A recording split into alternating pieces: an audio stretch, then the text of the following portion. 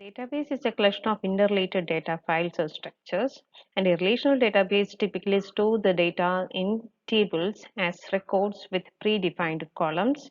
So these records can be called as tuple and the columns can be called as attributes. And these tables often include a unique identifier in each row, which is known as the primary key. And a relational database program is a tool for digitally storing and analyzing this data stored in the relational databases. And examples include Microsoft SQL Server, MySQL, PostgreSQL, and various products from companies such as Oracle and IBM. Relational database schema.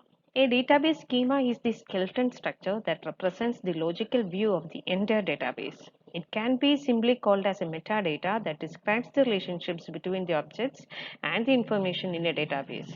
A database schema usually specifies which columns are the primary keys in table and which other columns have special constraints like unique constraint or foreign key constraint. So it also specifies the constraints specified in the database.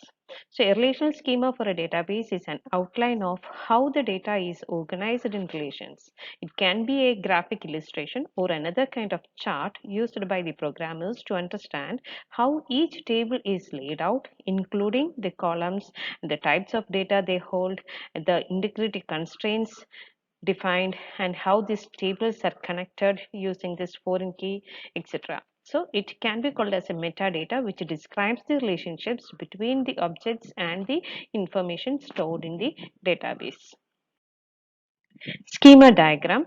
A database schema along with the primary key and the foreign key dependencies can be depicted by means of a schema diagram. Many database systems provide design tools with a graphical user interface for creating the schema diagrams.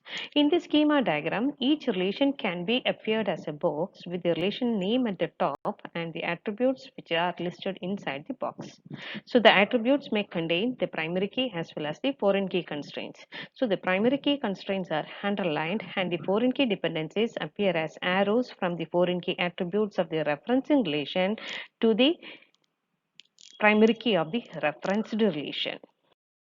Here we are given with the sample schema diagram for the university database, which consists of around 11 relations. These relations are represented as boxes, and the relation name will be at the top of the box, and the list of attributes will be listed inside the box. The primary key attributes are underlined, and the foreign key dependencies are shown with the help of arrows from the referencing relation to the referenced relation.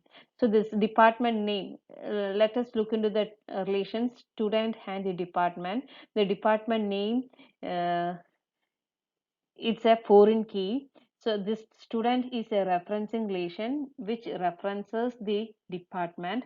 So this department name is the primary key in the department and the department name is a foreign key in the student. So the referencing relation student, from the referencing relation student, there is an arrow to the referenced relation department. So this foreign key dependencies can be represented with the help of these arrows from the referencing relation to the referenced relation. Some of the best practices for creating a relational database is listed here. The data need to be represented as a collection of relations, and each relation should be depicted clearly in the table. Rows should contain the data about instances of an entity, and the column must contain the attributes of the data. Cells of the table should hold an atomic value, and each column should be given a unique name. No two rows can be identical, and the values of an attribute should be from the same domain. So these are some of the best practices used for creating a relational model. Let us look into the advantages and disadvantages of using a relational model.